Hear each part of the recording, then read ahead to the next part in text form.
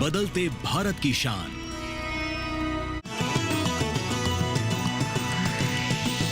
DD किसान, बदलते भारत की शान।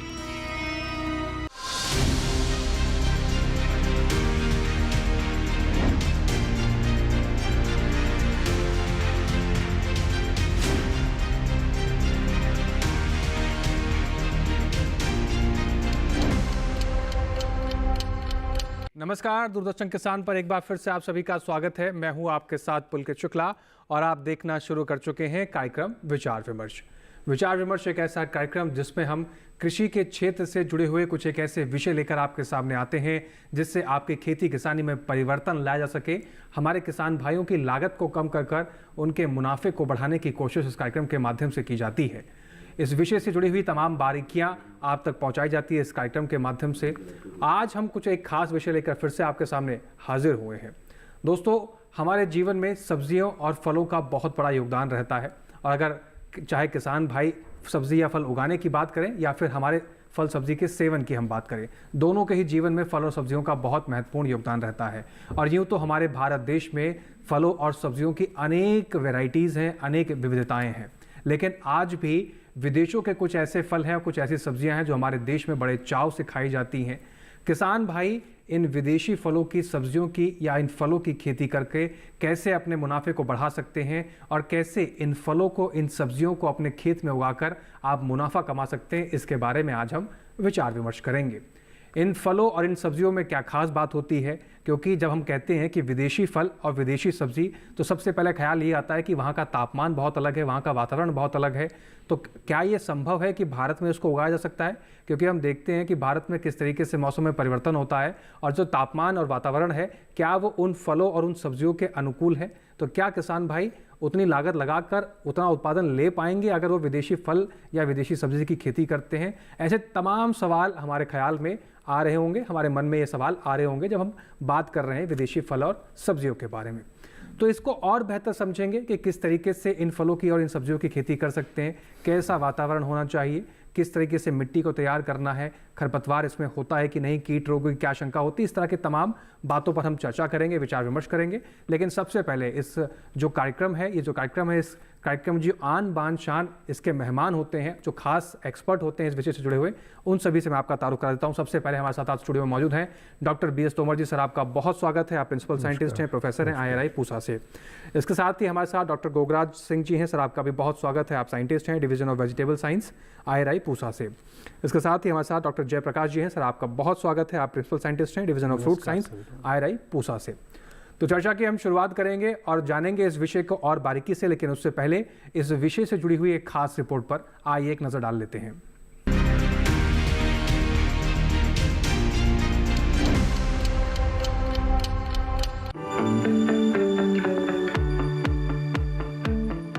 विदेशी फलों और सब्जियों को हमारे देश में भी खूब चाव से खाया जाता है। ऐसे में विदेशी फलों और सब्जियों की मांग और इनसे होने वाले मुनाफे को देखते हुए किसानों का इनकी खेती की ओर रुझान बढ़ा है। बात अगर विदेशी फलों की करें तो इन फलों में कीवी, एवोकाडो और ड्रैगन फ्रूट आदि शामिल हैं।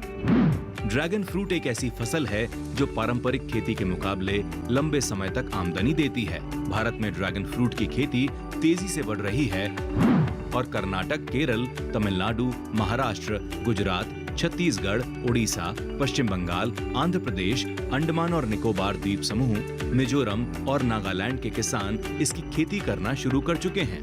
वैसे तो ड्रैगन फ्रूट को किसी भी मिट्टी में उगाया जा सकता है, लेकिन बलुई दोमट मिट्टी इसकी खेती के लिए सबसे अच्छी मानी जाती है। वहीं एवोकाडो की बात करें तो हमारे देश की जलवायु एवोकाडो की खेती के लिए एकदम सही है। पूर्वोत्तर में इसकी खेती की जाती है। कीवी फल अरुणाचल प्रदेश, नागालैंड, मिजोरम, सिक्किम, मणिपुर, जम्मू कश्मीर और हिमाचल प्रदेश में उगाया जाता है। कीवी की खेती के लिए गहरी दोमट मिट्टी जिसमें जल निकास की व्यवस्था हो अच्छी रहती है। पौधारोपण करने से पहले मिट्टी के pH मान की जांच जरूर कर लेनी चाहिए। इसके लिए मिट्टी का pH मान 5 से 6 होना चाहिए। अब बात करते हैं विदेशी सब्जियों की। विदेशी सब्जियों में broccoli, lettuce, salary, parsley, Brussels sprout, leak, parsnip और लाल बंद गोभी आदि आते हैं। ब्रोकली की उन्नत किस्मों में पालम समृद्धि, पालम हरितिका और पालम विचित्रा शामिल हैं। ब्रोकली की खेती के लिए जमीन तैयार करते समय गोबर की खाद 16 क्विंटल प्रति बीघा के हिसाब से अच्छी तरह मिट्टी में मिला दें। बिजाई के समय सुपर फॉस्फेट और म्यूरेट ऑफ पोटाश की सारी मात्रा व यूरिया की आधी मात्रा खेतों में मिलाएं। शेष यूरिया की खाद को 2 बार 1-1 महीने के अंतराल पर डालें। ब्रोकली की कलियों को खुलने से पहले जब वे हरी, सख्त हों और उनमें 10 से 12 लंबी डंठल हों तब काटें। वहीं सैलरी के पत्तों के नरम डंठल सूप और सब्जी के रूप में इस्तेमाल किए जाते हैं। इनकी उन्नत किस्मों में यू हार्ट और गोल्डन सेल्फ ब्लॉच शामिल हैं। सैलरी लगाने के लिए पहले क्यारियां बनाकर इसकी पौध तैयार की जाती है। बिजाई से पहले बीजों को 24 घंटे तक पानी में भिगोना चाहिए। क्यारियों में 5 से 7 सेंटीमीटर की दूरी पर कतारों में बिजाई करनी चाहिए। वहीं पार्सले की कर्ल्ड लीफ, डबल कर्ल्ड, मास कर्ल्ड चैंपियन किस्मों की खेती कर सकते हैं। ब्रूजल स्प्राउट की पहले नर्सरी तैयार की जाती है और 4 से 5 सप्ताह की पौध की रोपाई की जाती है। लाल बंद गोभी की red rock, red drum head और किन्नर रेड किस्में लगा सकते हैं। विदेशी फलों और सब्जियों की खेती के लिए कृषि विशेषज्ञों की सलाह भी ले सकते हैं।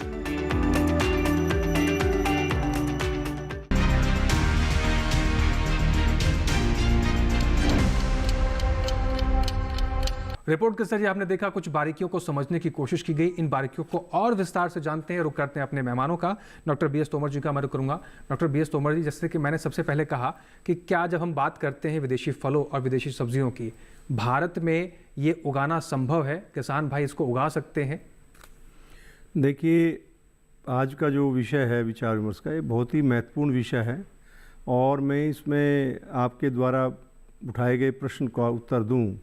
मैं बताना चाहता हूं कि बेहतर स्वास्थ्य के लिए हमें 300 ग्राम सब्जियां और 100 ग्राम फल प्रतिदिन अपने उपयोग में लाने चाहिए, ताकि हमारे शरीर की मिनरल्स की, विटामिन्स की और जो एंटीऑक्सीडेंट्स हैं उनकी आपूर्ति संभव हो सके और हमारा स्वास्थ्य बेहतर बना रहे और हम रोगों के प्रति अपने शरीर में रोग रोधिता का विकास कर सकें।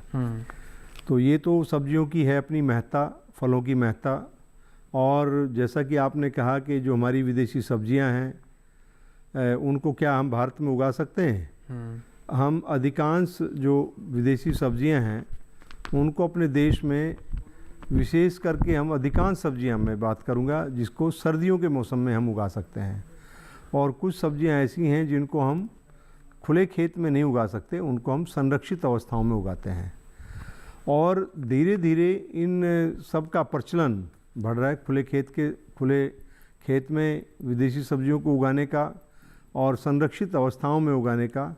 या मैं कहूँ कि आजकल हाइड्रोपोनिक्स का भी बहुत वर्टिकल के नाम पे बोलबाला बढ़ता जा रहा है, तो उसमें भी इनकी संभावना है। और हमारा जो वातावरणीय परिस्थितियां हैं वो इन सब्जियों के उगाने के लिए अनुकूल हैं। जब हम बिंदुवार बात करेंगे कि जो हमारा चेरी टमाटर है, लाल पीली शिमला मिर्चें हैं, या हमारे जो हैं दूसरे सब्जियां हैं, लेचूस है, केल है, ब्रोकली है, ब्रसल्स स्प्राउट है, इन सब की हम बिंदुवार चर्चा करेंगे और बताने का प्रयास करेंगे कि इनको किस प्रकार की वातावरणीय परिस्थितियों की आवश्यकता होती है और इनको हम सफलतापूर्वक अपने देश के अंदर उगा सकते हैं और बेहतर उससे हमारी उपज हो सकती है, गुणवत्ता भी अच्छी ली जा सकती है।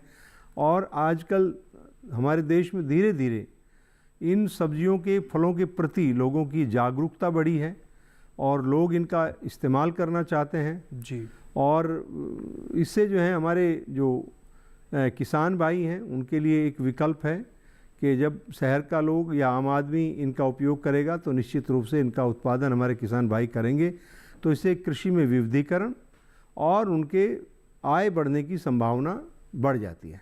जी डॉक्टर तोमर जी, आपने बहुत सारी बातें अपने इस वक्तव्य में कही। मैं आपसे एक सवाल ये भी जानना चाहता हूँ, क्या ऐसा है या फिर ऐसा सिर्फ मानना है कि जो विदेशी फल सब्जियाँ जिनका आपने जिक्र किया, चाहे लाल पीली शिमला मिर्च हो या फिर ब्रोकली हो या फिर अन्य सब्जियाँ हो जो विदेशी सब्जियाँ हैं, इनकी सब्जियों में पोषक तत्वों की मात्रा ज़्यादा होती है इन कंपैरिजन टू हमारे जो भारत में सब्जियाँ उगाई जाती हैं? ये भी एक महत्वपूर्ण विषय है। अगर हम देखें, हम चेरी टमाटर की बात करें, टमाटर खुले खेत में भी होता है और संरक्षित अवस्थाओं में होता है। टमाटर का इस्तेमाल हम क्यों करते हैं? टमाटर को हम विटामिन सी के लिए, लाइकोपिन के लिए और फ्लेवर के लिए जी बिल्कुल सलाद में या सब्जियों में इस्तेमाल करते हैं। तो उसकी अपनी एक विशेष पहचान है कि अगर हम टमाटर का इस्तेमाल कर रहे हैं सलाद में तो हमें लाइकोपिन मिलता है, विटामिन सी मिलता है। अगर हम बात करें कि भाई हम ब्रोकली का इस्तेमाल करते हैं, ग्रीन वाली या पीले वाली या हरे वाली ब्रोकली का इस्तेमाल करते तो हमें उसे क्या मिलता है? उससे हमको ग्लूकोराफेन एक कंपाउंड होता है वो मिलता है और उस हमारे स्वास्थ्य के लिए बहुत बेहतर है।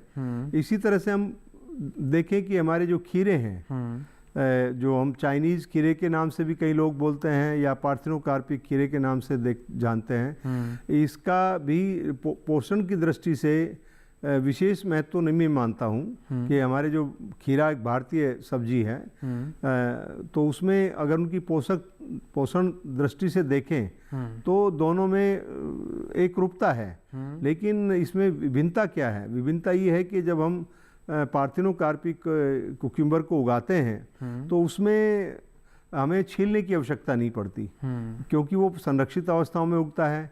उनको जो है आपका कड़वापन नहीं होता। देसी जो खीरा है कई बार उसमें आप देखते हैं, आप आगे से भी काटते हैं, पीछे से भी काटते हैं और आगे से काट करके उसको घिसते हैं ताकि उसका जो कड़वापन है वो निकल जाए। जबकि इसमें जो पार्थेनोकार्पिक खीरा है इसमें इस प्रकार का कड़वा निकलने की संभावना नहीं है, छीलने की संभावना नहीं है। अगर आप 100 ग्राम ये पार्थेनोकार्पिक खीरा खरीदते हैं तो इसका मतलब 100 का 100 ग्राम आप पोषण में सम्मिलित कर रहे हैं। और अगर आप देसी खीरा खरीद रहे हैं तो उसमें आप तकरीबन 10 से 15% भाग फल का या अधिक मात्रा में उसको छीलने में, उसको आगे पीछे से काटने में वो नष्ट हो जाता है। तो ये इनकी कुछ विशेषताएं हैं। ऐसे ही अगर हम शिमला मिर्च की बात करें, शिमला मिर्च विटामिन सी का अच्छा स्रोत है, बहुत सारे मिनरल्स भी होते हैं। लेकिन जब हम बात करते हैं पीली शिमला मिर्च की, बात करते हैं हम लाल शिमला मिर्च की, तो पीली में कैरोटीनॉइड्स अधिक हो जाते हैं और लाल वाली में लाइकोपिन हो जाते हैं, जो हमारे स्वास्थ्य के लिए बेहतर हैं। हमारी जो आवश्यकता है शरीर की, उसकी आपूर्ति इनको सलाद के रूप में या अन्य प्रकार, विभिन्न प्रकार से इसको उपयोग में ला करके हम अपने शरीर की मांग की आपूर्ति इसे कर सकते हैं। जी, तो कुल मिलाकर इन सब्जियों के अंदर इतने पोषक तत्व हैं कि अगर इनका रोज़ाना इस्तेमाल किया जाए तो काफ़ी हद तक आप बीमारियों से दूर रह सकते हैं। डॉक्टर जयप्रकाश जी का रुख करते हैं। डॉक्टर जयप्रकाश जी, जब बात बीमारियों की हम करते हैं तो उसमें फलों का योगदान बहुत बढ़ जाता है, चाहे वो सेब हो या फिर अगर हम सेब की बात कर लें तो अब ये भी कहा जाता है, हमें बचपन से सिखाया जाता है कि Apple a day keeps doctor away. और अगर बात करें फलों की तो जैसे हम देखते हैं कि आजकल फलों के सेवन करने में जैसे कीवी हो गया, ड्रैगन फ्रूट एक फैशन सा बन गया है और इसकी मांग भी भारतीय बाज़ारों में धीरे धीरे बढ़ती जा रही है। आप किस नज़रिए से देखते हैं कि फलों की खेती करना किसानों के लिए कितना फ़ायदेमंद हो सकता है अगर इनकी खेती की जाए, और कौन कौन से ऐसे फल हैं, विदेशी फल, जिसकी किसान भाई खेती कर सकते हैं भारत में भी? जी, बहुत ही महत्वपूर्ण है ये विषय। खासकर अब देखिए, जैसे आपने कहा कि कीवी फ्रूट है, एवोकाडो है, स्ट्रॉबेरी है, पैशन फ्रूट है, परसिमान है, इन सभी की खेती काफ़ी दिनों से हो रही है देश में। लेकिन देखा यह गया है कि पिछले 1 दशक में इनका जो इंपोर्ट है, बाहरी देशों से आयात जो है वो काफ़ी तेज़ी से बढ़ रहा है। इसको कम करने के लिए 2021 में कृषि मंत्रालय और किसान कल्याण मंत्रालय ने एक नीति बनाई कि हम इन फलों में 10 फल ऐसे पहचाने गए जिसमें अंजीर भी शामिल है, रसबेरी भी है। इन सारी फलों में हम करीब 9000 हेक्टेयर एरिया नया जोड़ेंगे। इसकी वजह यह है कि जो भी पहले भी डॉक्टर साहब ने कहा चर्चा में कि जो एंटीऑक्सीडेंट्स हैं, फिनोलिक्स हैं, फ्लेवोनॉइड्स हैं, विटामिन्स हैं, मिनरल्स हैं, इनका जो मात्रा है इनमें बहुत अच्छा है। और एक अच्छी बात ये होती, देखें अगर आप परसिमान, कीवी फ्रूट, स्ट्रॉबेरी है, ये जाड़े के मौसम में होता है, पहाड़ में भी होता है। इसमें से कुछ जैसे स्ट्रॉबेरी है जाड़े के मौसम में, आप बाकी जो उत्तर प्रदेश है, हरियाणा है, पंजाब है, मध्य प्रदेश, यहाँ कर सकते हैं, महाराष्ट्र कर सकते हैं। ड्रैगन फ्रूट है जिसको अब कमलम नाम दिया गया है अपने देश में, इसका तेज़ी से क्षेत्र बढ़ रहा है। और इसी को ध्यान में रखते हुए भारतीय कृषि अनुसंधान परिषद ने भी कमलम और एवोकाडो 2 फलों के लिए IIHR बंगलोर जो एक इंस्टीट्यूट है, इसको एक सेंटर ऑफ एक्सीलेंस में भी डेवलप कर रहे हैं और वहाँ से नई वैरायटीज़ भी आई हैं। तो दो तरह से देखें, एक तरफ से जो हमारी व्यवस्था की स्कीम है वो भी आ रही है और जो उपभोक्ता हैं उनके बीच में तेज़ी से लोकप्रिय हो रहा है। जैसे आजकल आप किसी भी शादी विवाह या किसी भी पार्टी में जाएं या फंक्शन में जाएं, आप देखेंगे कि अगर फल का सलाद रखा है तो वहाँ पे आपको कमलम, ड्रैगन फ्रूट भी मिलेगा, स्ट्रॉबेरी भी दिखाई पड़ता है, कीवी फ्रूट और कमलम तो प्रायः दिख जाता है और लोग अच्छे से उसका भोजन भी कर रहे हैं। और देखिए जैसे बड़े मॉल्स हैं या सफल के आउटलेट्स हैं, इन सब में भी आप देखें तो आपको ये फल अब दिखाई पड़ते हैं। इसमें ध्यान देने की बात यह है कि अगर हमारा अपना उत्पादन नहीं बढ़ेगा तो हमारी जो आय है वो दूसरे देशों को चली जाएगी। इसको ध्यान में रखते हुए क्षेत्र बढ़ाया जा रहा है, इसमें शोध भी बढ़ाया गया है। और ओवरऑल जो हमारी बास्केट है, फ्रूट बास्केट है, पूरे साल में हम आम खाते हैं, केला खाते हैं, पपीता खाते हैं, जो हमारे देश के, या बेल है, आंवला है, इन सब का उपयोग करते हैं। लेकिन बास्केट में जितने अधिक फ्रूट होंगे उतना अधिक आपको पोषक तत्व, न्यूट्रिएंट मिलने की संभावना रहेगी और ये हमारे स्वास्थ्य के लिए बेहतर होगा। क्योंकि हमारा जो एंटीऑक्सीडेंट है वो हमारे इम्यून सिस्टम को ठीक करता है, हमारे स्वास्थ्य को ठीक रखता है। और हमारा स्वास्थ्य अगर ठीक रहेगा तो हमारे खर्चे कम होंगे और खर्चे कम होंगे, स्वास्थ्य ठीक रहेगा तो हम ज़्यादा उत्पादकता के साथ अपने समाज के लिए, अपनी व्यवस्था या देश के लिए काम कर सकते हैं। जी, बहुत महत्वपूर्ण बात आपने कही कि अगर हम स्वस्थ रहेंगे तो हर तरीके से अपने समाज में, अपने देश के लिए कुछ योगदान दे सकते हैं और आगे बढ़ते हुए बहुत से ऐसे काम कर सकते हैं जिससे न केवल आपका बल्कि आपके परिवार का, आपके समाज का, आपके देश का भी नाम रोशन होता है। डॉक्टर गोगराज जी का रुख करते हैं। डॉक्टर गोगराज जी, बात इन तमाम फलों सब्जियों की तो हम कर रहे हैं, लेकिन अगर बात की जाए भारत में एक किसान की, क्या आपको लगता है डॉक्टर गोगराज जी कि आज भी दूर दराज क्षेत्रों में जो छोटे किसान हैं, वो जितने डॉक्टर साहब ने नाम लिए यहाँ पर फलों के, इन नामों से वो परिचित भी हैं, इनको उगाने की तो छोड़िए, उनकी हिम्मत भी नहीं होती है उन नाम को प्रोनाउंस तक कर सकें। अगर ऐसी स्थिति है इस समय तो कैसे इन फलों और सब्जियों को किसान उगा सकता है? जी देखिए, ये जो फल और सब्जियां हैं विदेशी, जिनको हम बोल रहे हैं कि विदेशी, जिनका किसानों ने, अभी बहुत सारे ऐसे किसान हैं इस देश में जिन्होंने इनका भी नाम भी नहीं सुना है। लेकिन अभी भारत सरकार की बहुत सारी ऐसी योजनाएं हैं, जैसे अभी डॉक्टर जयप्रकाश साहब ने बताया कि 9000 हेक्टेयर एरिया जो नया ऐड किया जा रहा है फलों में, जिनमें 9-10 प्रकार के नए फल उसमें डाले जा रहे हैं। तो इस प्रकार की तमाम योजनाएं हैं जिनसे किसानों को ये पता लगाना है कि हमें इसमें क्या सब्सिडी मिल रही है, जिसके तहत हम इस प्रकार के फलों को और जो विदेशी सब्जियां हैं इनको हम खेती को बढ़ावा दे सकें। और हमें यह है कि जो ये विदेशी फल और सब्जियां हैं इनको हमें जो कंज्यूमर है उसमें भी थोड़ा अवेयरनेस और बढ़ाना होगा, जिससे कि किसान उत्पादन तो करता है, जैसे पहले से करता आ रहा है कि हम आम, पपीता, केला और जो सामान्य जो टमाटर है, बैंगन है, इनका उत्पादन भारत में अच्छा होता रहा है पहले से भी, अभी भी अच्छा उत्पादन होता है। लेकिन कभी कभी क्या होता है कि सरप्लस जो प्रोडक्शन बढ़ जाता है बहुत ज़्यादा, तो इसमें हमें ये अवेयरनेस करना होगा कि कंज्यूमर में कि इसमें क्या न्यूट्रिएंट हैं, आप इसको क्यों खाएँ। तो इस प्रकार से हमें सरकार की जो योजनाएँ हैं उनके साथ मिलकर, और जो किसानों को जो प्लांटिंग मटेरियल है, अच्छा प्लांटिंग मटेरियल है, अच्छी किस्म है और अच्छी किस्मों का जो बीज है उनको हम उपलब्ध करवाएंगे, तब उनको एक विश्वास होगा। उनको हम नए नए जो ऑर्चार्ड्स हैं फ्रूट्स के और जो वेजिटेबल्स की, जो विदेशी सब्जियों की हम बात कर रहे हैं, उनकी जो नई नई जो किस्में हैं उनका अगर हम डेमोन्स्ट्रेशन किसानों को अगर दिखाते हैं, हर जो कृषि विज्ञान के अंदर कह दीजिए आप, चाहे कृषि विश्वविद्यालयों में भी, तो इस प्रकार की योजनाओं से हम किसानों को विश्वास दे सकते हैं कि आप ऐसी सब्जियां लगा सकते हैं, ऐसे फल लगा सकते हैं, जिससे कि आप अपनी आमदनी और अधिक बढ़ा सकते हैं।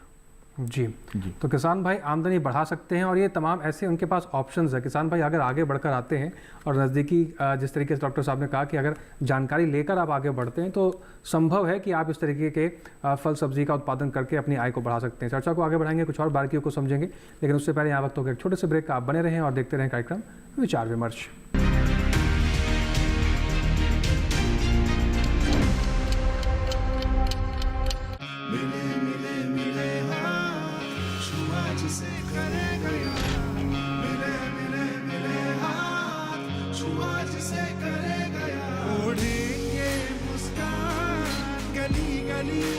कोना कोना देश देश की धरती फिर उगलेगी सोना। हम यूं ही मिलकर इस नए भारत में 4 चांद लगाते रहेंगे, बस एक नए नाम के साथ और आपके भरोसे के साथ। L&T स्विच गियर बिजनेस अब बन गया है लॉरेट्स नुत्सन। दादू आग का तारा मतलब? बहुत प्यारा, बिल्कुल तुम्हारे जैसा। पापा, ऑनलाइन फॉरेक्स ट्रेडिंग पर best offers, high returns, bonus deposit और इनाम जीतने का मौका। हाँ बैल मुझे मार मतलब? मुसीबत को बुलाना तुम्हारे पापा जैसे। आरबीआई कहता है आकर्षक ऑफर्स का लालच देने वाले अनधिकृत प्लेटफॉर्म्स पर फॉरेक्स ट्रेडिंग करना यानी अपने पैरों पर कुल्हाड़ी मारना। इसका मतलब? इन्हीं से पूछो। समझा पापा। आरबीआई कहता है जानकार बनिए, सतर्क रहिए।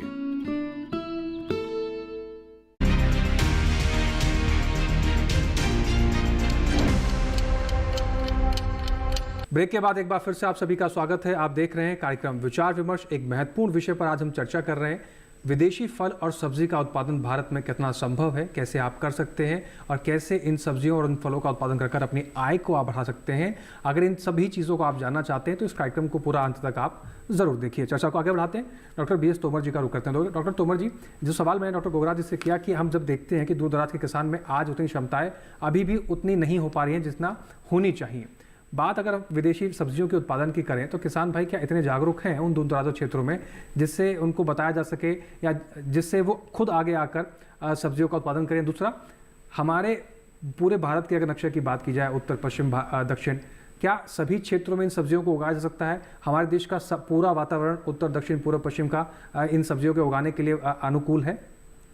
देखिए, जैसे मैंने प्रारंभ में भी कहा था कि जो ये सब्जियां हैं अधिकतर वो सर्दी के मौसम की सब्जियां हैं। उनमें कुछ सब्जियां गर्मी के मौसम की हैं। जैसे हम खीरे की बात करते हैं, पार्थिनोकार्पिक जो खीरा है उसकी बात करें तो आप उसको गर्मी में भी उगा सकते हैं, उसको बारिश में भी उगा सकते हैं, उसे सर्दी में भी उगा सकते हैं। उसके लिए आपको जाति विशेष का चयन करना होगा या अपनी जो व्यवस्था है, संरक्षित अवस्थाएँ हैं, उनमें बदलाव लाना पड़ेगा। बारिश के मौसम की बात करें तो भाई इंसेक्ट प्रूफ नेट हाउस उसके लिए कारगर हो सकता है।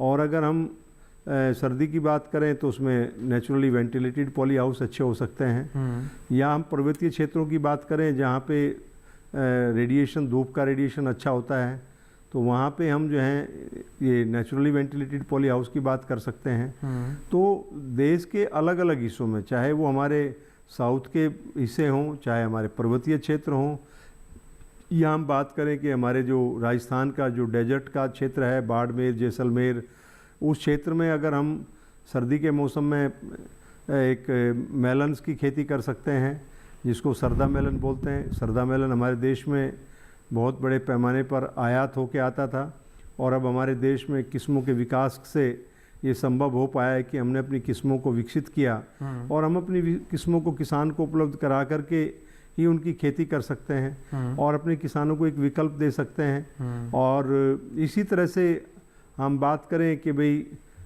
आप चेरी टमाटर की बात है तो इसको हम आप सर्दी के मौसम में, गर्मी के मौसम में उगा सकते हैं और उसके लिए परिस्थितियां अलग अलग होंगी जी।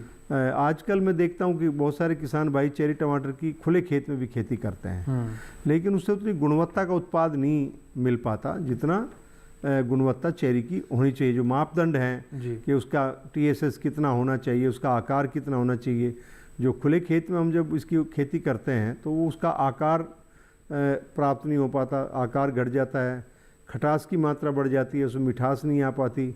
और इसकी तुलना अगर हम गर्मी की चेरी टोमेटो की सर्दी की चेरी टोमेटो से करें तो सर्दी में जो चेरी टोमेटो आएगा उसकी गुणवत्ता, उसका आकार, उसका TSS, मिठास, उसका रंग का विकास बेहतर होगा। तो ये सारी बातें हैं जो हमें अपने किसान तक पहुंचानी है, किसान को जागरूक करना है और किसान उनकी जानकारी लेकर के फिर इनकी खेती को अपना सकते हैं। और इनको पूरे देश में, हम बात कर रहे थे सरदा मेलन की, हम राजस्थान में उसको उगा सकते हैं, मैदान में उगा सकते हैं और हमारे संस्थान ने, हमने खुद ये प्रयत्न किए हैं कि लेह के अंदर हम सरदा मेलन को खुले खेत में उगाते हैं और उसकी इतनी बढ़िया गुणवत्ता वहाँ पे आती है। तो वहाँ के किसानों को, जहाँ पे पानी की व्यवस्था है, क्योंकि लेह लद्दाख हमारा कोल्ड डेजर्ट है, वहाँ पे पानी की व्यवस्था उतनी नहीं है, तो अगर पानी की व्यवस्था वहाँ पे है तो हम इनको बहुत सफलतापूर्वक अप्रैल से लेकर के अक्टूबर तक उगा सकते हैं और बहुत बेहतर उत्पादन ले सकते हैं। तो हमारे पास ये सारे विकल्प हैं, एक ही फसल को अलग अलग वातावरणीय परिस्थितियों में अलग अलग समय पे उगा करके उसको हम उपलब्ध करा सकते हैं, जिससे कि हमारे देश में सरदा मेलन का जो आयात हो कि हमारा धन विदेशी मुद्रा के रूप में बाहर जा रहा है जी, उसको हम काफ़ी हद तक कम कर सकते हैं। जी। और बात अगर जानकारी की करें डॉक्टर तोमर जी, किसान भाई जानकारी कहाँ से ले सकते हैं? जो आपने मेलन की बात करी या फिर कोई अन्य किस्म है या कोई अन्य विदेशी जो सब्जी है उसकी अगर उत्पादन करना चाहते हैं, इन सब की जानकारी कहाँ से ले सकते हैं वो? देखिए, इस विषय में मैं बताना चाहूँगा कि हमारे किसान भाइयों को अगर इन सब्जियों में रुचि है तो उनको एक स्वाट करने की आवश्यकता है जी। SWOT, स्ट्रेंथ क्या है, वीकनेस क्या है, उसका अपॉर्चुनिटी क्या है और थ्रेट क्या है जी। तो चारों चीज़ों को ध्यान में रख के करना है। हम ये नहीं सुझाव देना चाहेंगे कि हमारे सारे किसान चेरी टमाटर की खेती करें, सारे केल की खेती करें या सब लेचूस ही उगाएं या सारे लाल पीली शिमला मिर्च उगाएं या खीरा ही उगाएं या खरबूजा उगाएं। मतलब उसको हमें बाजार की मांग को आधार पे देख करके कि भाई हम अपने स्थानीय बाजार में कितना खपत हो सकती है और जो हमारे जिला स्तर के बाजार उनमें कितनी खपत हो सकती है और जो बड़े हमारे महानगर हैं उनमें कितनी खपत है। मेरा ये मानना है कि सबसे ज़्यादा सब्जियों की खपत महानगरों में और जो जिला स्तर के जो बाज़ार हैं उनमें ज़्यादा मांग होती है तुलनात्मक देखें कि स्थानीय बाज़ारों की अपेक्षा। तो वहाँ लोगों को अभी बहुत सारी सब्जियों का स्थानीय बाज़ार में मांग कम होने का कारण ये भी हो सकता है कि उनको स्वाद नहीं उनका अभी उनके खाने पीने में आ रहा है या वो उसको पहचान नहीं पा रहे हैं। तो ये हो सकते हैं बहुत सारे उसके कारण। और अगर हम देखते हैं कि ये जो हमारी सब्जियां हैं इनको अगर हमारे किसान भाई स्वाट करके योजना बनाते हैं कि भाई हमें कब उगाना है, कितना उगाना है, कहाँ मार्केट करेंगे और कितनी लागत आ जाएगी, उसमें क्या क्या चुनौतियाँ आएंगी, तो पहला तो उनको ये देखना है। बिल्कुल। फिर उस हिसाब से उनको प्रबंधन करना है।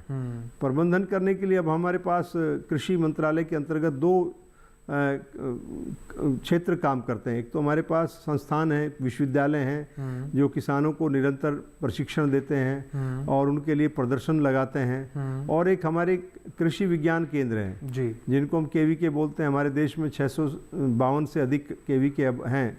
हर जनपद में एक एक KVK है, कई जनपदों में जो बड़े जनपद उनमें 2-2 KVK भी हैं। और उनकी जिम्मेदारी दी कि हमारी जो महत्वपूर्ण कृषि प्रौद्योगिकियाँ हैं उनका प्रदर्शन करें, किसानों के खेत में किसानों को दिखाएं ताकि उनका आत्मविश्वास बढ़े, आत्मबल बढ़े और वो उसको करने के लिए तैयार हों, सक्षम हों। और उसमें क्या क्या चुनौतियां हैं उनको समझने का, बताने का उनको प्रयास करते हैं। तो हमारे किसान भाई उसको सुगमता से अपना सकते हैं। अन्यथा बिना योजना के इस दिशा में बढ़ने से किसान को फायदे की अपेक्षा नुकसान भी हो सकता है। इसलिए स्वाट एनालिसिस करना बहुत महत्वपूर्ण है हमारे किसानों का, जो अक्सर हमारे किसान भाई नहीं करते।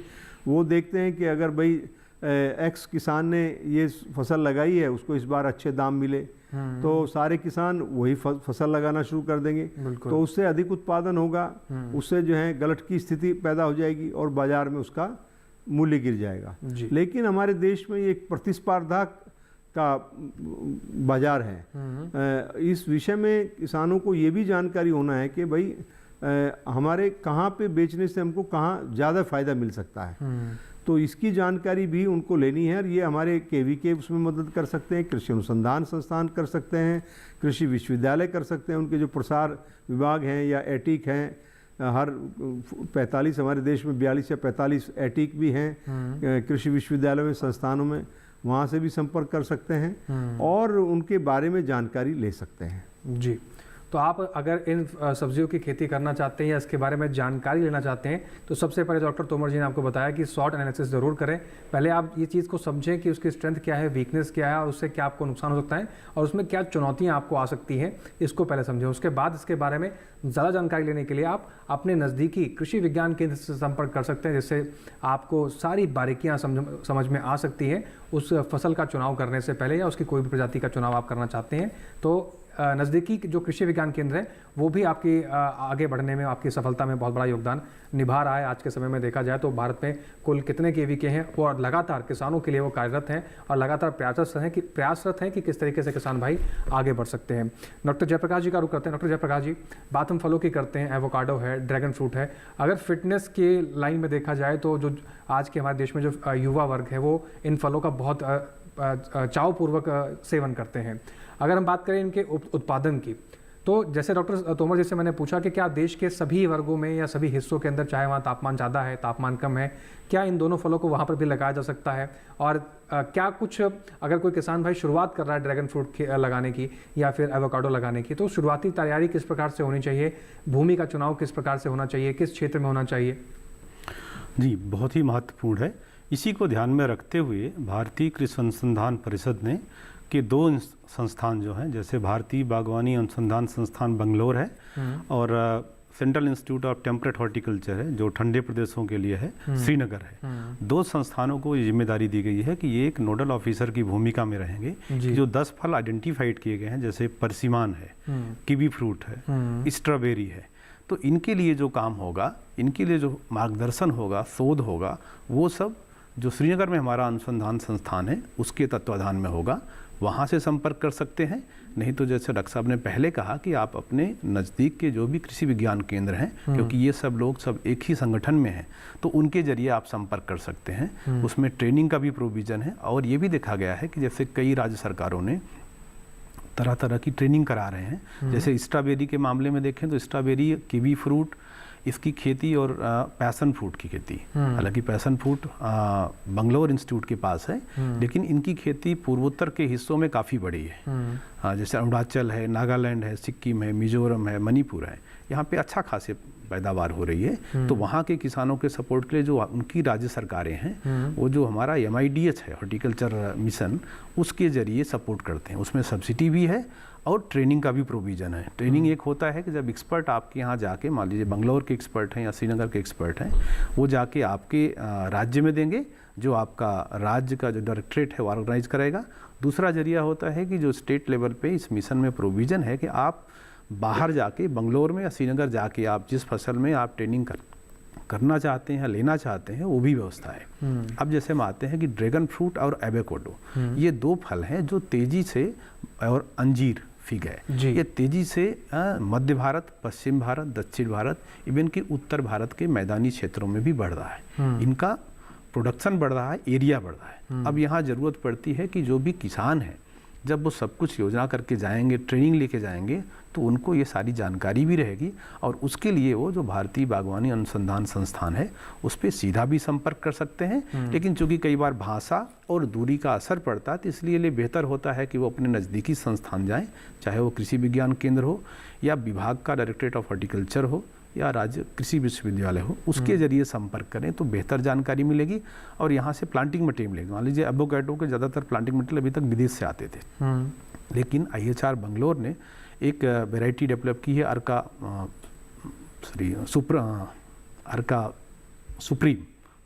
अर्का सुप्रीम है, नई वैरायटी है। क्योंकि पहले की जो वैरायटी बाहर की आई, उनकी रिक्वायरमेंट जैसे अफ्रीका में होती है, लैटिन अमेरिका में होती है, वैसी रही है। लेकिन हमारी नई किस्मों की जो है, ये किस्में भारत में ही विकसित की गई हैं, तो इनमें जो क्षेत्र बढ़ेगा और इनकी जो प्रोडक्शन और पैकेज ऑफ प्रैक्टिसेस है वो कम्प्लीटली हमारे पास है। इससे आपको ज़्यादा बेहतर उपज मिलेगी, ज़्यादा बेहतर रिटर्न मिलेगा। तो इस नज़रिए से देखें तो देश के ज़्यादातर हिस्सों में होगी, लेकिन जो फल का चुनाव है आपको करना है अपना क्षेत्र को देखते हुए। जी, स्ट्रॉबेरी जैसे करना है आपको, अब पंजाब में भी करते हैं, हरियाणा में भी करते हैं, उत्तर प्रदेश, मध्य प्रदेश तक करते हैं, बुंदेलखंड में भी स्ट्रॉबेरी काफ़ी लोकप्रिय हुई। लेकिन इसका जो मौसम है वो अक्टूबर से लेके फरवरी मार्च तक का है। और हमें हर साल जो इसका प्लांटिंग मटेरियल है, रनर है, वो चाहे आप सोलन से लेके आएँ या महाबलेश्वर एरिया है महाराष्ट्र का, वहाँ से लेके आएँ, वहाँ आपके ऊपर, दूसरों के ऊपर आपकी डिपेंडेंसी रहेगी। ऐसे में बाहर भी एक बार ट्रेनिंग करना किसानों के लिए अति आवश्यक होगा। और मार्केटिंग का जरूर ध्यान रखें कि जब आपका ये प्रोड्यूस पैदा होगा, ज़्यादातर आप देखें तो ये प्रोड्यूस में दाम तो अच्छा मिलता है, लेकिन इनकी सेल्फ लाइफ जो है बहुत कम होती है। तो इसलिए पैकेजिंग और मार्केटिंग दोनों का ध्यान में रखें, ताकि जब भी आप फल की तुड़ाई करें तो 24 से वो 48 घंटे में बाजार तक पहुंच जाए, नहीं तो ज़्यादा नुकसान होने का भी डर रहता है। जी, डॉक्टर जयप्रकाश जी, बात हम करें, आपने बताया कि दाम बहुत अच्छा मिलता है और शुरुआती तौर पर किसान भाई कितने हेक्टेयर से शुरुआत कर सकते हैं ट्रेनिंग लेने के बाद, कि हमें अगर हमें एक आजमा के देखना है हमें कि हमें एक बार में कितनी कमाई हुई, तो 1 हेक्टेयर में अगर बात की जाए ड्रैगन फ्रूट की या किसी अन्य फल की, तो कितनी हेक्टेयर में शुरुआत तौर पर लगाना चाहिए और उस हेक्टेयर में कितनी कमाई एक बार में ली जा सकती है? अब बेहतर हो कि लोग एकड़ में शुरू करें, क्योंकि इन फलों की मांग तो है। जैसे हम कहते हैं कीवी फ्रूट में देखिए अभी हमारे पास करीब 5 से 6 हज़ार हेक्टेयर रिपोर्ट किया जाता है कि इतना एरिया है और 15 से 16 हज़ार टन हमारा प्रोडक्शन है। और लेकिन जो हमारी मांग है वो 25,000 से 28,000 तक जा रही है। तो देखें तो मांग ज़्यादा इंपोर्ट भी हो रहा है। अब आती है कि अगर आप 1 एकड़ में करते हैं और आप पैदा कहाँ कर रहे हैं, मान लीजिए आपने कीवी फ्रूट हिमाचल में पैदा किया तो आपको दिल्ली में मार्केटिंग करना आसान है, तो वहाँ आपको 1 एकड़ में 3 से 4 लाख मिलना काफ़ी हद तक संभव है। लेकिन अगर वही कीवी फ्रूट आप अरुणाचल प्रदेश में पैदा कर रहे हैं, जो कि एक दूरस्थ क्षेत्र है जहाँ से मार्केटिंग थोड़ी मुश्किल हो जाती है, तो वहाँ पे आपका जो प्रॉफिट है वो कम हो जाता है। तो इस तरह के फैक्टर्स का भी ध्यान हमको रखना पड़ेगा कि गुवाहाटी उतना बड़ा मार्केट नहीं होगा, अरुणाचल से सीधे दिल्ली तक आना इतना आसान नहीं है, या उसमें कॉस्ट भी जुड़ जाती है। और वैसे ही जैसे स्ट्रॉबेरी है, स्ट्रॉबेरी बुंदेलखंड की है या हरियाणा पंजाब की है, तो हरियाणा पंजाब वाला तो 6 घंटे में 5 घंटे में आपको दिल्ली के बाजार में लेके आ जाएगा, लेकिन बुंदेलखंड वाले को समय लगता है। तो वहाँ भी अगर आपको 1 एकड़ में 3 से 4 लाख रुपए आमदनी मिल सकता है, लेकिन मार्केटिंग के लिए आपको पहले से मंडी में संपर्क करना पड़ेगा। नहीं तो होता ऐसा है कि मैंने पहले भी कहा है कि शेल्फ लाइफ कम है, तो आपको नुकसान होने की संभावना भी रहती है। इसके लिए हमें मार्केटिंग के बारे में भी खेत में जब आप पौधा लगाते हैं उसी समय आपको बात कर लेना है कि हमको मार्केटिंग आपको मुंबई में करना है कि दिल्ली में करना है कि कोलकाता में करना है, और वो लेने वाला कौन होगा, ताकि एक बड़ी मात्रा में जब आपका प्रोड्यूस आएगा, क्योंकि इन सब की क्षमता आप देखें तो यहाँ पर आपको 12 टन से लेके 20-22 टन तक का प्रोड्यूस आएगा, और 1 एकड़ में जाएं तो कम से कम आपको 4 से लेके 12 टन तक का प्रोड्यूस आएगा। तो उतने प्रोड्यूस को कम समय में बेचने के लिए आपको एक अच्छी व्यवस्था में जाना पड़ेगा। किसी कोऑपरेटिव से संपर्क कर सकते हैं, जैसे सफल जैसे आउटलेट हैं, इनसे भी संपर्क कर सकते हैं, ताकि आपका कोई भी माल खराब ना हो जाए। बिल्कुल ठीक है जी। तो ये कुछ खास बातें हैं, अगर आप इस तरीके के ड्रैगन फ्रूट या किसी विदेशी फल का चुनाव करते हैं तो एक खास बातें जो आप ध्यान में रख सकते हैं, खासकर आप अपने क्षेत्र का चुनाव इस चीज़ को ध्यान में रखकर करें कि आपके क्षेत्र के नज़दीक मार्केट कौन सा है और कितने जल्दी समय में आप मार्केट तक अपने उत्पाद को पहुँचा सकते हैं, तभी आपको विदेशी फल की खेती करने का या उत्पादन करने का फ़ायदा है, अन्यथा आप इसका नुकसान ही ले पाएंगे। फिलहाल डॉक्टर गोगरा जी का रुख करते हैं। डॉक्टर गोगरा जी, मैं आपके पास लौटूंगा, लेकिन उससे पहले यहाँ वक्त छोटे से ब्रेक का हो गया है। ब्रेक के उस पार कुछ और बाकी को समझेंगे। आप बने रहें और देखते रहें कार्यक्रम विचार विमर्श।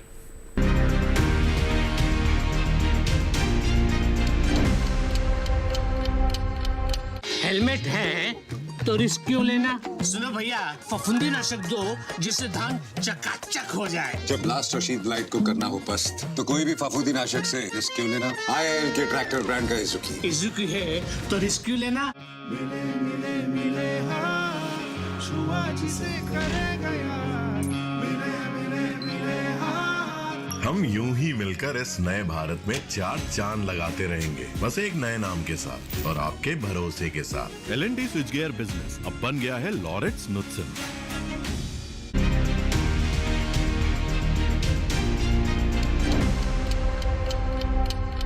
ब्रेक के बाद एक बार फिर से आप सभी का स्वागत है। आप देख रहे हैं कार्यक्रम विचार विमर्श। विदेशी फलों की और सब्जियां खेती कितनी महत्वपूर्ण है और कितना फायदा आपको पहुंचा सकती है, कैसे आप इस खेती से जुड़ सकते हैं, इस बारे में चर्चा कर रहे हैं। चर्चा को आगे बढ़ाते हैं। डॉक्टर गोगराज जी का रुख करते हैं। डॉक्टर गोगराज जी, बात हम विदेशी सब्जियों की करें तो सब्जियों के जब बीज की बात करते हैं या प्रजातियों की बात करते हैं, तो आज हमारे पास संस्थानों के पास कौन कौन सी प्रजातियाँ उपलब्ध हैं और किसान भाई कैसे इन प्रजातियों का, इन बीजों का चुनाव कर सकते हैं और कैसे आपसे जुड़ सकते हैं और कहाँ से वो बीज उपलब्ध कर सकते हैं? जी देखिए, अगर हम प्रजातियों की बात करें तो ये बहुत ही महत्वपूर्ण विषय है, क्योंकि किसान को सबसे पहले एक अच्छी क्वालिटी का, अच्छी गुणवत्ता वाला बीज चाहिए होता है। वो बीज कहाँ से मिले? तो जो विदेशी सब्जियां हैं, जैसे इनमें हम बात कर रहे हैं कि पार्थेनोकार्पिक जो खीरा है, जिसको हम इंग्लिश कुकुम्बर के नाम से भी जानते हैं, बिल्कुल, तो इसकी पूसा संस्था ने 2 किस्में अभी विकसित की है। जो पहली किस्म है पूसा पार्थेनोकार्पिक कुकुम्बर 6 है, जो कि एक ओपन पोलिनेटेड एक किस्म है, ये हाइब्रिड किस्म नहीं है। तो ये हमारे पूसा संस्थान से किसान भाई ले सकते हैं, हमारे शाकीय विज्ञान संभाग का जो बीज विक्रय केंद्र है वहाँ से ले सकते हैं, या जो बीज उत्पादन इकाई है वहाँ से भी इसका बीज किसान भाई ले सकते हैं। इसका सबसे अच्छा जो लाभ ये है कि एक ओपी किस्म है, इससे किसान आगे भी अपना खुद का बीज इसमें बना सकता है। बस उसको कुछ एक दिन 2 दिन की ट्रेनिंग लेनी पड़ेगी कि उसका बीज कैसे वो बना सकता है। कुछ ऐसे रासायनिक तत्व होते हैं जिनका उसमें स्प्रे करना होता है, जिसके बाद में उसमें जो मादा मेल फ्लोर है वो आता है, जिससे कि वो उसमें परागण करके उसका बीज बना लेता है। जो दूसरी किस्म है खीरे की, जो संकर किस्म है, वो अधिक उत्पादन देने वाली किस्म है, उसका नाम है पूसा पार्थेनोकार्पिक जो हाइब्रिड है 1, पूसा पार्थेनोकार्पिक हाइब्रिड 1। वो एक अच्छी किस्म है, एक संकर किस्म है। ये भी एक अच्छा और अधिक उत्पादन देने वाली हाइब्रिड किस्म है। इसका बीज भी किसान भाई जो भारतीय कृषि अनुसंधान संस्थान के शाकीय विज्ञान संभाग से ले सकते हैं। और अगर हम दूसरी विदेशी सब्जियों की बात करें तो उसमें जो पीली कैप्सिकम है या रेड कैप्सिकम है, तो इसका भी बीज किसान भाई अगर आसपास के अपने जो भी सरकारी संस्थान से वहाँ से बीज ले सकते हैं। इसके अलावा आप जो रजिस्टर्ड जो प्राइवेट दुकानें हैं वहाँ से भी एक अच्छी किस्म का आप बीज ले सकते हैं अगर आप दूर क्षेत्रों में रहते हैं तो।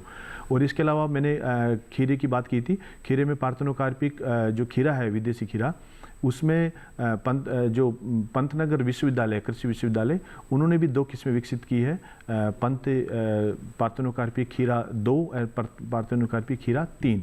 ये दोनों किस्में भी आप पंतनगर कृषि विश्वविद्यालय से ले सकते हैं अगर आप पॉली हाउस में खेती करना चाहते हैं तो। लेकिन बात यह है कि जो तीनों किस्में है खीरे की, बीज रहित खीरे की, ये सिर्फ पॉली हाउस में या जो इंसेक्ट प्रूफ नेट हाउस है इसमें ही इसकी खेती करें।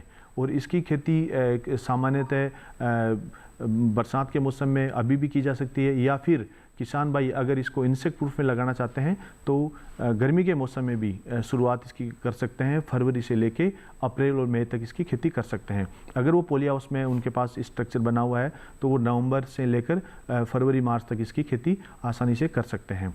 इसके अलावा अगर विदेशी सब्जियों की बात करें तो उसमें लेट्यूस, जिसको हम सलाद पत्ता के नाम से जानते हैं, उसकी भी कुछ किस्में भारत में विकसित की है और कुछ इंट्रोड्यूस किस्में हैं जिनमें ग्रेट लेग्स है, चाइनीज़ येलो है और इसके अलावा आइसबर्ग नाम की किस्में हैं। क्योंकि जो लेट्यूस होता है सलाद पत्ता, उसकी किस्में अलग अलग होती है, कुछ हेड टाइप की होती है, कुछ जिसमें पत्तियाँ सिर्फ पत्तियाँ ही निकलती है, तो ये किस्में ले सकते हैं। अगर हम बात करें ब्रोकली की तो पूसा संस्थान ने किस्म विकसित की है, पूसा पर्पल ब्रोकली 1, उसकी भी खेती किसान भाई कर सकते हैं।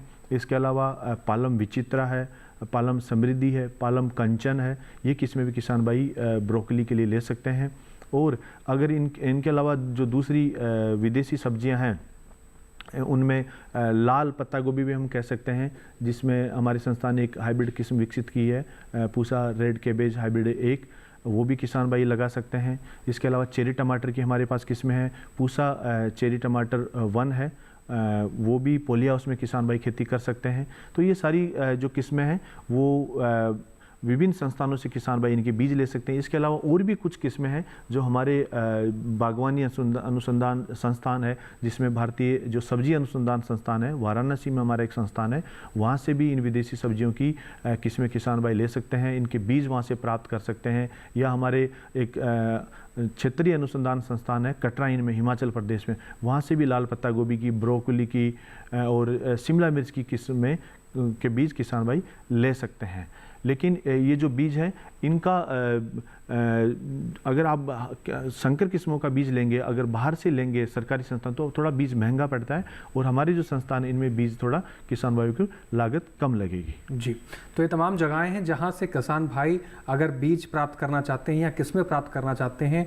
डॉक्टर गोगराज ने आपको तमाम महत्वपूर्ण जानकारी इसके बारे में दी है कि कितनी प्रजातियाँ हमारे पास इसकी उपलब्ध हैं और कहाँ कहाँ से आप ये प्रजातियाँ अपने खेतों में पहुँचा सकते हैं, लगा सकते हैं। डॉक्टर बी एस तोमर जी का फिर से रुख कर लेते हैं। डॉक्टर बी एस तोमर जी, आपने जिस तरीके से बताया कि इसमें से कुछ ऐसे फल हैं या ऐसी सब्जियां हैं जिसका किसान भाई खुले में उगाते हैं, उनको पॉली हाउस या नेट हाउस में उगाना चाहिए। अगर कुछ सब्जियों की अगर हम बात करें तो क्या सभी सब्जियां ये पॉली हाउस या नेट हाउस के लिए ही हैं? दूसरा, हम किसान भाइयों को एक तरफ प्राकृतिक खेती के लिए भी प्रेरित कर रहे हैं, तो क्या इन सब्जियों को प्राकृतिक खेती के जरिए भी उगाया जा सकता है? और दूसरा, इन सब्जियों के अंदर चाहे वो नेट हाउस में हो, चाहे पॉली हाउस में हो या फिर खुले में हो, नेट हाउस में तो कीट लगने की शंका जो होती है वो ना के बराबर होती है, लेकिन अगर रोग की बात की जाए तो क्या इन सब्जियों में रोग लगने की संभावनाएं उतनी ही होती हैं जिस तरीके से देसी की सब्जियों में होती हैं, चाहे वो खुले में हो या फिर नेट हाउस में या पॉली हाउस में हो? जहाँ तक बात है कीड़े और बीमारियों की, चाहे वो भारतीय मूल की सब्जी हो या विदेशी सब्जियां हों या हम खुले खेत में उगाएं या संरक्षित अवस्थाओं में उगाएं, बिल्कुल, तो कीड़े और बीमारियां तो लगती हैं। लेकिन अगर हम प्राकृतिक खेती के परिप्रेक्ष्य में इनको देखें तो बहुत सारी ऐसी इनमें से फसलें हैं जिनको हम प्राकृतिक तरीके से उगा सकते हैं और बेहतर गुणवत्ता का उत्पाद प्राप्त कर सकते हैं जी। सर्दी के मौसम में हमने देखा है अपने संस्थान में ही, हम निरंतर उसको प्रदर्शन के रूप में दिखाते हैं कि आप किस तरह से ऑर्गेनिक रूप से, क्योंकि इनमें थोड़ा विरोधाभास रहता है प्राकृतिक खेती और ऑर्गेनिक खेती, लेकिन उनके बहुत सारे अंग जो अवयव हैं वो लगभग एक जैसे ही हैं।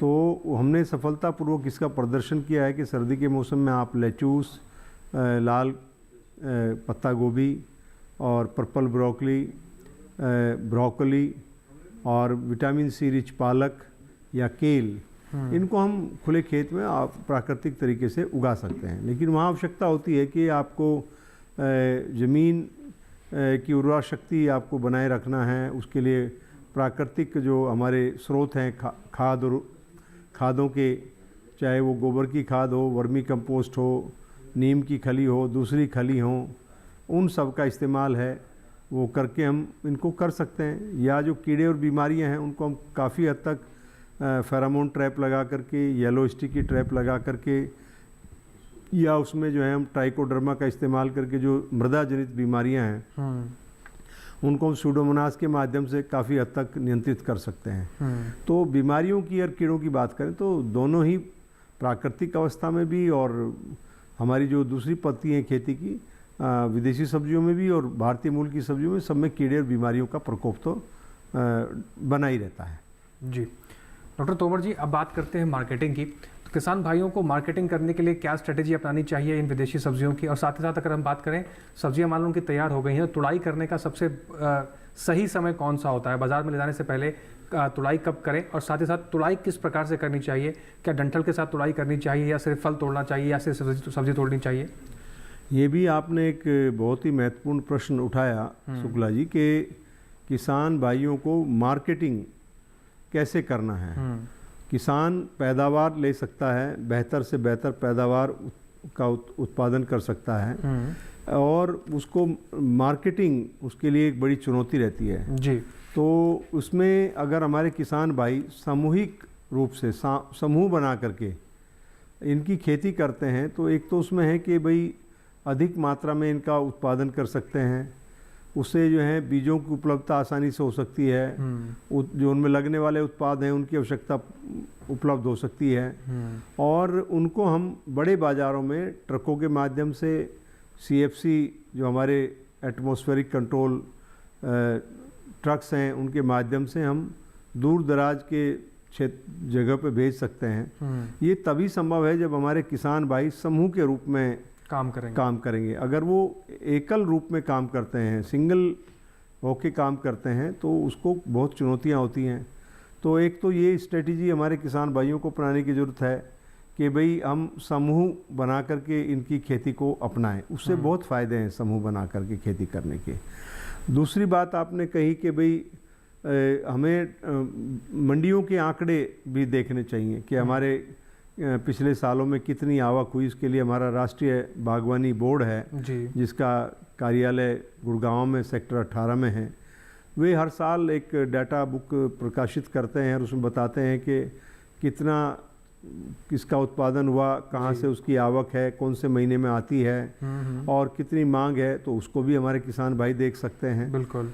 तो और दूसरा जो है, जहाँ तक आपने बात की कि भाई कटाई का तौर तरीका कैसा हो, डंठल के साथ तोड़ें या बिना डंठल के तोड़ें, या लेट्यूस की अगर कटाई करते हैं तो आपका भाई कितनी ऊंचाई से काटें उसको ताकि उसके पत्ते इंटैक्ट रहें, जुड़े रहें। अगर आपने बहुत ऊंचाई से काट दिया तो पत्ते उससे अलग हो जाएंगे जी। तो डंठल के साथ काटना है, उसका पैकेजिंग करना है। तो इसमें भी हमारे किसान भाइयों को ज्ञान अर्जित करना पड़ेगा कि किस तरह से उनकी पैकेजिंग होगी और कैसे उसका ट्रांसपोर्टेशन होगा जी। तो ये जो मैंने कहा था पहले, स्वाट करने के समय इन बातों का गहनता के साथ अध्ययन करना होगा बिल्कुल, और तब इसमें आगे बढ़ेंगे तो उनके सामने जो चुनौतियां आएंगी तो उनको वो निपट सकते हैं बिल्कुल, और बेहतर उत्पादन के साथ साथ वो अच्छा उत्पाद पैदा कर सकते हैं, आमदनी अधिक ले सकते हैं। ये तो निश्चित है कि धीरे धीरे हमारे देश में इन सब्जियों का मांग बढ़ रहा है बिल्कुल। हर आदमी इसकी तरफ ललायित है कि भाई मैं प्राकृतिक रूप से उत्पादित सब्जियों का, फलों का इस्तेमाल करूं ताकि हमारे खाने में कम से कम कीटनाशकों का जाने से बचा सकें। और दूसरी बात यह है कि इनका जो रख रखाव है उसके लिए भी हमें थोड़ा ध्यान देना पड़ेगा बिल्कुल। तोमर जी, आपने बहुत सारी बातें बहुत बेहतर तरीके से बताई हैं और किसान भाई इन बातों को सही तरीके से समझेंगे तो जाहिर तौर पर न केवल उत्पादन ले पाएंगे, उत्पादन के बाद जो सबसे महत्वपूर्ण कारक होता है कि मार्केट तक पहुंचाने का अपने उत्पाद को और सही दाम लेने का। अगर इन बातों को ध्यान में रखा जाएगा, अध्ययन करके किसान भाई अगर मार्केट तक पहुँचेंगे तो अपने उत्पादन का अच्छा और सही दाम ले पाएंगे और उनकी आय भी बढ़ेगी। और हर बार की तरह हम जब कहते हैं कि कृषि के क्षेत्र में अपार संभावनाएं हैं तो किसान भाइयों को इन बातों को समझना चाहिए और गौर करना चाहिए कि अब वो समय बदल चुका है कि हम सिर्फ गेहूं, चावल या दाल या तिलहन की फसलों की खेती हम करें। इसके अलावा भी कितनी अपार संभावनाएं कृषि क्षेत्र में ऐसी तमाम फसलें हैं, सब्जी है, फल हैं जिसका उत्पादन करके किसान भाई अपनी आमदनी को बहुत तेज़ी से आगे बढ़ा सकते हैं। और जिस तरीके से आज का विषय हमने रखा कि विदेशी फल और सब्जियां, इसकी जो मार्केट कैप है वो बहुत बड़ी है और इसकी मांग दिन ब दिन भारतीय बाज़ारों में बहुत तेज़ी से बढ़ती जा रही है। तो किसान भाई इसकी तरफ भी ध्यान देकर अपनी आय को बढ़ा सकते हैं। अपने खेतों के अंदर इन फसलों का चुनाव कर आप अपनी आमदनी को बढ़ा सकते हैं, उत्पादन को बढ़ा सकते हैं। और जैसे कि हमने आपको बताया कि इस विषय से, अगर आप इस विषय से जुड़ी हुई सब्जियों की या फलों की खेती करना चाहते हैं तो अपने नज़दीकी कृषि विज्ञान केंद्र से संपर्क कर आप तमाम बारीकियों को समझ सकते हैं, तमाम जानकारी ले सकते हैं और फिर अपनी खेती की शुरुआत आप कर सकते हैं। डॉक्टर तोमर जी, आप कीमती समय निकालकर स्टूडियो में पहुंचे और बहुत महत्वपूर्ण जानकारी आपने साझा की, उसके लिए आपका बहुत शुक्रिया। डॉक्टर गोगराज जी, आपका भी बहुत शुक्रिया हमारे साथ जुड़ने के लिए। डॉक्टर जयप्रकाश जी, आपने भी फलों को लेकर बहुत रोचक जानकारियां हमारे किसान भाइयों के लिए साझा की हैं, उसके लिए भी आपका बहुत शुक्रिया। आप तीनों मेहमानों हमारे स्टूडियो में आए और तमाम महत्वपूर्ण जानकारी इस विषय से जुड़ी हुई साझा की, इसके लिए आप तीनों मेहमानों का बहुत शुक्रिया। उम्मीद करते हैं कि किसान भाई इस सभी जानकारियों का सही तरीके से वो लाभ उठा पाएंगे और अपनी खेती किसानी में परिवर्तन लाकर अपनी आय को बढ़ा पाएंगे। फिर से हाजिर होंगे एक नए विषय के साथ, नए मेहमानों के साथ, लेकिन उससे पहले आपको ये महत्वपूर्ण बात बता दें कि इस कार्यक्रम से जुड़े आपके कोई भी सुझाव या कोई भी विचार आप हम तक पहुंचाना चाहते हैं तो आप हमारी ईमेल आईडी का इस्तेमाल कर सकते हैं। आप हमारी ईमेल आईडी नोट कर सकते हैं। हमारी ईमेल आईडी है vicharvimarsh08@gmail.com। आपके सुझाव और आपके विचार हमारे इस कार्यक्रम को और बेहतर करने में काफ़ी मददगार साबित होते हैं। इसके साथ ही आज के कार्यक्रम में बस इतना ही। फिर से हाजिर होंगे इसी समय, इसी दिन और नए विषय के साथ, नए मेहमानों के साथ। तब तक आप बने रहें डीडी किसान के साथ, सीखते रहें, आगे बढ़ते रहें और हमें दीजिए इजाज़त। नमस्कार।